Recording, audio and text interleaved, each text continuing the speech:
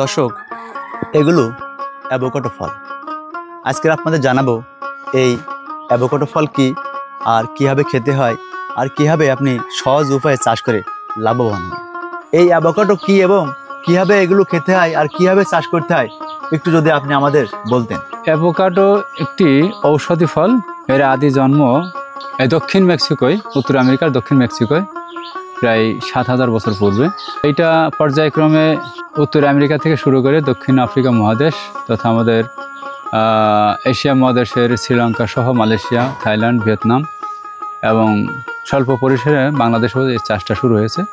এটা মূলত একটা ঔষধি ফল। ফল বলতে আমরা যেটা বুঝি সেটা আছে যে স্বাদ মিষ্ট, আসলে এরকম কোনো কিছু নাই। এটা একটা মাখনের ফ্লেভার। এর ভিতর পুরাটাই হলো চর্বিযুক্ত একটা ফল, যেটা হচ্ছে মানবদেহের ব্যাপক উপকার করে।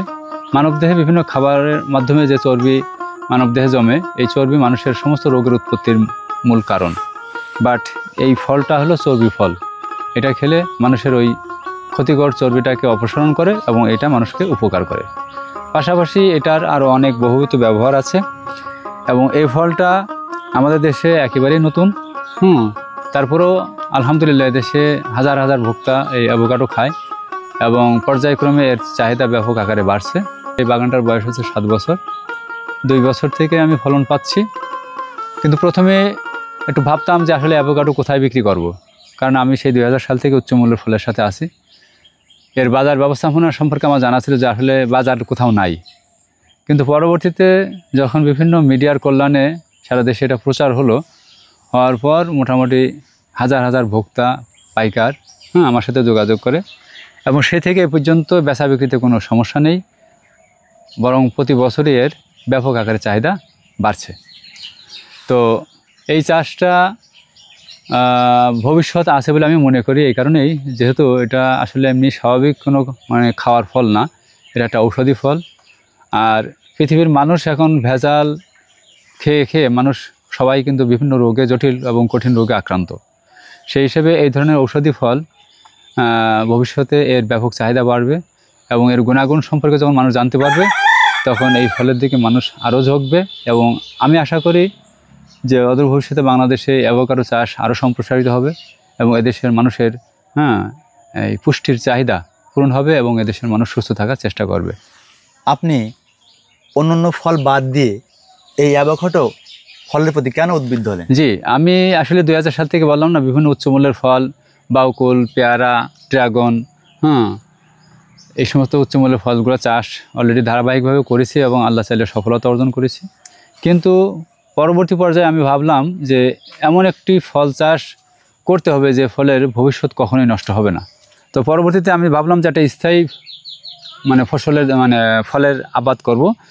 পরে অনেক গবেষণা করতে করতে পরবর্তীতে আমি অনেক চিন্তা ভাবনা করে এই অ্যাভোকাডো সম্পর্কে আমার এর ভবিষ্যৎ জেনে পরে আমি এর দিকে ঝুঁকি, এই কারণেই যে ঔষধি ফলের চাহিদা কখনোই কমবে না এবং আন্তর্জাতিক বিশ্বে এর ব্যাপক চাহিদা এবং এর ব্যবহার বহুবিধ।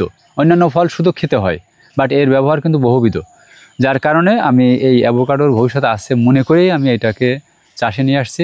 তারপরেও এটার আরেকটা বেনিফিট হচ্ছে যে অন্যান্য যে ফসল, বিশেষ করে ফল আর কি, উচ্চমূল্যের ফলগুলো চাষ করতে হলে যে নিবিড় পরিচর্যা, লাগানো থেকে শুরু করে সারা বছরব্যাপী যে সমস্ত পরিচর্যা, এই অ্যাভোকাডোর ক্ষেত্রে কিন্তু সেটা লাগে না। অ্যাভোকাডোটা হচ্ছে আমাদের বাংলাদেশে আমরা সবাই জানি যে আম চাষের কী পরিচর্যা লাগে।